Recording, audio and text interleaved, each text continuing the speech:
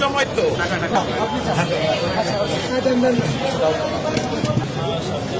4 বছর আগে সে মারা গেছে, আমি জানি না এটার মধ্যে কি আছে, এটা আমি দিয়ে গেলাম।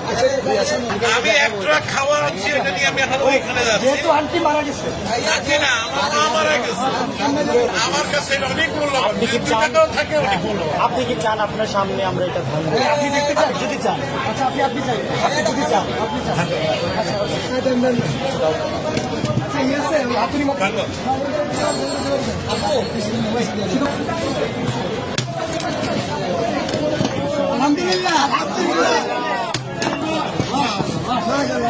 এটা আমার মায়ের জন্মানো